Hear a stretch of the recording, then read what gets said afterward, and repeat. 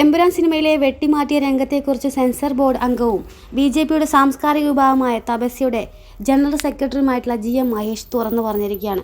സിനിമയെ ചൊല്ലി വിവാദമുണ്ടാകുന്നത് സിനിമ കാണാത്തവരാണെന്നും ഗോദ്രയെക്കുറിച്ച് യാതൊരു പരാമർശവും സിനിമ ഇല്ലെന്നും അദ്ദേഹം വ്യക്തമാക്കിയിട്ടുണ്ട്. സിനിമയ്ക്കെതിരെ BJP കേന്ദ്രങ്ങളിൽ നിന്ന് തന്നെ വിമർശനം ഉയർന്ന പശ്ചാത്തലത്തിലാണ് മഹേഷിൻ്റെ പ്രതികരണം. സെൻസർ ബോർഡിൻ്റെ നിയമത്തിന് കീഴിൽ നിന്ന് മാത്രമേ പ്രവർത്തിക്കാൻ ആവൂ. സിനിമ സർട്ടിഫൈ ചെയ്യുന്നതിൽ അടുത്തിടെ കേന്ദ്ര സർക്കാർ ചില മാറ്റങ്ങൾ വരുത്തിയിട്ടുണ്ട്. 16 വയസ്സിന് മുകളിലുള്ളവർക്ക് മാത്രം കാണാവുന്ന UA 16+, 13 വയസ്സിന് മുകളിൽ മാത്രം കാണാവുന്ന UA 13+, 7 വയസ്സിന് മുകളിലുള്ളവർക്ക് മാത്രം കാണാവുന്ന UA 7+ എന്നിങ്ങനെയാണ് മാനദണ്ഡം. എമ്പുരാന് UA 16+ സർട്ടിഫിക്കറ്റാണ് നൽകിയത്.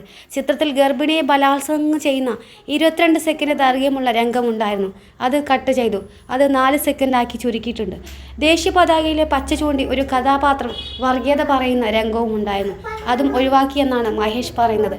ഈ 2 രംഗങ്ങളും ഇനി സിനിമയിൽ ഉണ്ടാകില്ല എന്ന് അദ്ദേഹം കൂട്ടിച്ചേർത്തു. സിനിമാ രംഗത്തെ വിശേഷങ്ങൾ അറിയാൻ ഈ ചാനൽ സബ്സ്ക്രൈബ് ചെയ്യുക.